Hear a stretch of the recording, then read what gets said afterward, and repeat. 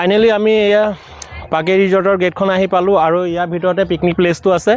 আচৰিত কথাটো হ'ল এখন আচলতে অৰুণাচল নহয় অসম হয়, কিন্তু অসমৰ এইখন গেটৰ মানে আমি গাড়ী পাৰ কৰিবলৈ হ'লে 300 টকা ইয়াতে ফিজ দিব লাগিব আৰু পাৰ হেড এজন মানুহৰ 25 টকা কৰি। বৰ আচৰিত যেন লাগিছে আজি এই কথাখিনি জানি।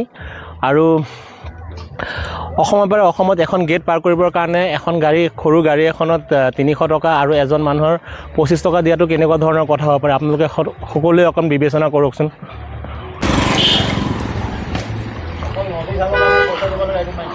আৰু গেটত যোনজন মানুহ আছে তেওঁ কৈছে যে আপোনালোকে যদি যায় তেতিয়াহ'লে কিবা এটা মিলাই। ইয়াত মিলোৱা কি কথা আছে? আৰু আমি বাহিৰৰ পৰা অহা মানুহ নহয়, আমি এই পাকেই গেটৰ পৰা ইয়াৰ পৰা আমাৰ 10 কিলোমিটাৰ আগত ইটাখোলাৰ পৰা আহিছোঁ আৰু আমি এনেকৈ গাড়ীখন বেক কৰি দিছোঁ।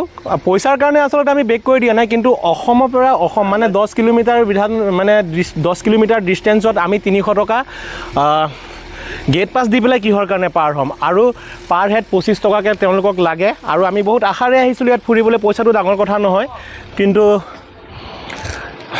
তেওঁলোকৰ কথাখিনি বৰ ভাল নালাগিল আৰু সেইকাৰণে আমি এনেকৈ ঘূৰি আহিলোঁ। দাদা, পিকনিকৰ ছিজনত আপোনালোকে এনেকৈ পইচা পাতি লয় বাহিৰা গাড়ীৰ পৰা, ঠিকেই আছে, আৰু এতিয়াতো পিকনিকৰ কোনো ছিজন নহয়। আৰু আপুনি কৈছে যে হেৰি কিবা এটা মিলাই দিলে পাৰ কৰিম। দাদা, এনেকুৱা হ'ব নালাগিছিলে। আপোনালোকৰ এই চিষ্টেমটো কোনে বনাই দিছে? চৰকাৰে বনাইছে। চৰকাৰে বনাইছে, আমাৰ ফৰেষ্ট ডিপাৰ্টমেণ্টে বনাইছে। ফৰেষ্ট ডিপাৰ্টমেণ্টে। আচ্ছা, যি কি নহওক বাৰু, মই আপোনাৰ লগত মই তৰ্ক বিতৰ্ক কৰি বা আপোনাৰ লগত মই হেৰি কৰি কথা কটাকটি কৰি মোৰ কোনো লাভ নহয়, কাৰণ যিহেতুকে আপোনালোকৰ চৰকাৰে এইটো ৰুল বনাইছে। কিন্তু আচৰিত কথাটো হ'ল যে অসমৰ পৰা যদি এইখন বেলেগ এখন ধৰি লওক ষ্টেট হ'লহেঁতেন, যে অৰুণাচলত যাবলগীয়া হ'লে পাছ বনাব লাগে, আমি জানো, বা গাড়ীখনৰ পাছৰ কাৰণে কিবা এটা পইচা লয় তেওঁলোকে, সেইটো জানো।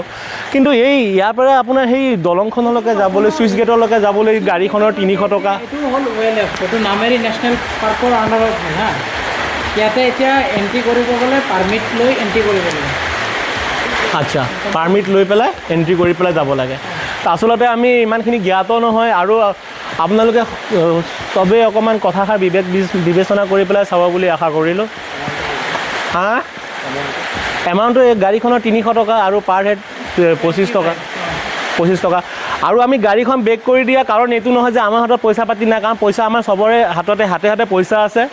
300 টকাৰ পইচা দি পেলাই মই গাড়ীখন ইয়াৰ পৰা পাৰ কৰি লৈ যাব পাৰোঁ, বা আমি 4-5জন আহিছোঁ 25 টকাকৈ দি দিব পাৰোঁ। কিন্তু কথাটো হ'ল যে অসমৰ পৰা অসমত কিহৰ কাৰণে এইটো কি টেক্স লোৱা হৈছে বাৰু, সেই বস্তুটো বুজি পোৱা নাই। আৰু সেইকাৰণে মই ভিডিঅ'টোৰ জৰিয়তে সকলো ৰাইজকে আহ্বান জনাইছোঁ, আপোনালোকে বিবেক বিবেচনা কৰি পেলাই মোক ভিডিঅ'ত জনাওক যে এইটো কিমান মানে গ্ৰহণযোগ্য হয়।